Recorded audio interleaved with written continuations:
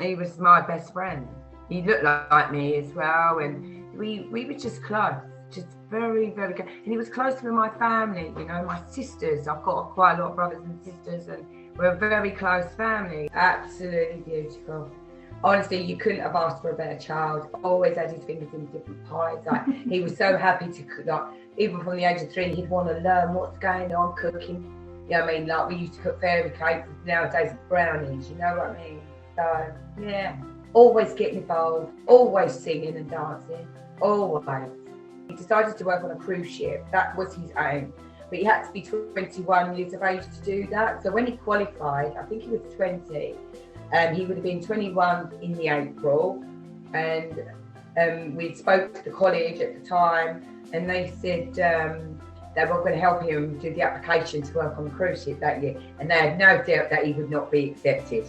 Tommy would have got accepted, you know. He had that type of personality, very handsome.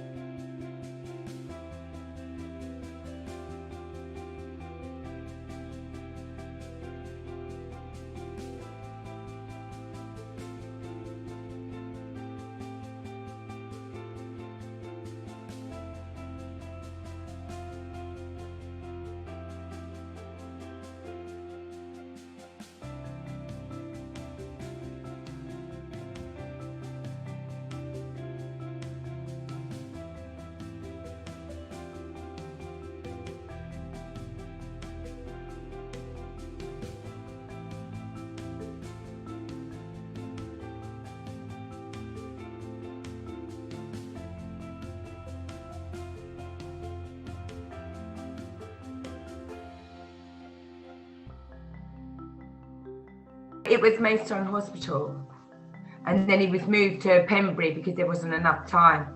They would have sent him to King's on a helicopter, but he would have probably died then. But my Tommy always said he died that night. He died that night. He then got referred to Maidstone mental health team that was supposed to help him. And trouble is with the system, it goes round and round and round. No one talks to each other. You know, so Tommy was getting missed through the net, so I'd ring back up. But then self-harming started seriously getting out of control. It was absolutely a joke. And I mean, these weren't little marks. He was literally taking his arms off and having stitches after stitches after stitches. I mean, it was absolutely awful. Like, it was like a murder scene. All of it was. Tommy used to go into very bad manic moments, scream, shout, rip his hair out and like literally chuck it at you.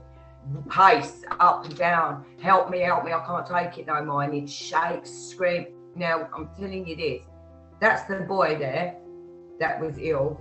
The boy I gave birth to and brought up all his life, that was not him. And then boys at that time took his life away, or whether Tommy took his life, then boys did what they did.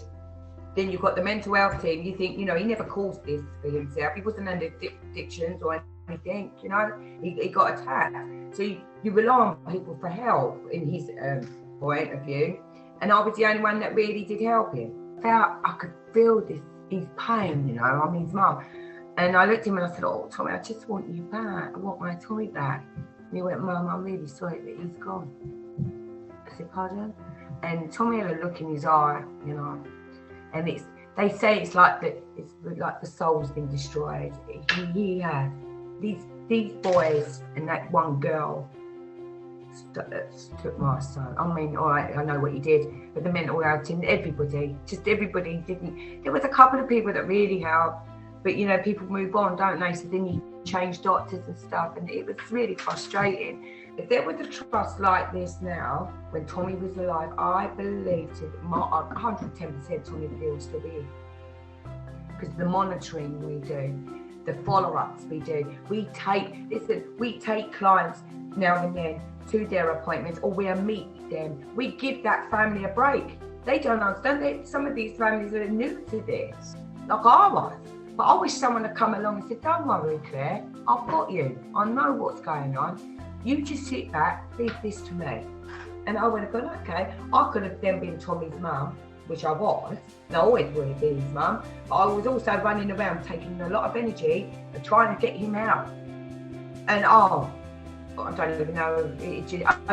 You know what? I'm surprised he actually lasted so long. You should take heed and I'm not just saying this about Tommy's Trust, what we've done on no money from them, we've set up on our own. I set it up on my own, and now I've got help, like I said, and it wasn't rocket science. And if they take it serious, I'm happy to go up and down the country and help people set up and explain how to do it. And it's not hard. It's not hard. It's about multiple agencies working together, not against each other, together, and making sure that person who feels vulnerable and for whatever reason, whether it's a trauma that they've suffered or whether it's a heartache, because a heartache can turn into a trauma and the trauma can turn into something else, or whether it's a financial situation or bereavement. Just you know, these different trusts or Tommy's Trust can actually help. Don't be ashamed and get in contact with Tommy's Rainbow Trust. I'm happy to help you, even if it's a phone call or a FaceTime message. If a family member is concerned, I'm happy to take that call, and so is Gemma. And our responses are very quick. And once they find out what to do, some families are happy to do it on their own. Once I give them the information, they're like, oh, wow, okay, thank you. I say, I'm happy for you to mention Tommy's Rainbow Trust. Absolutely. And they do. I've had some great messages. I've, loads of bouquets of flowers. It's just nice to know that I've helped someone, and I get a lot of people that get very tearful, say, God, Claire, lost your son, and you've helped me, and my son's alive. And I think, well, I'm thankful. Tommy would want me to do this. I have to say that, because he was such a loving, caring person before he was attacked, and this is something Tommy would have done. I know. His face lives on forever, and he saves lives. And every time someone looks at that face, they think, I've got help. Through that young man's face is the trust behind him. And his death wasn't in vain. And his death wasn't in vain. He truly was loved. If only he could have known that at the time.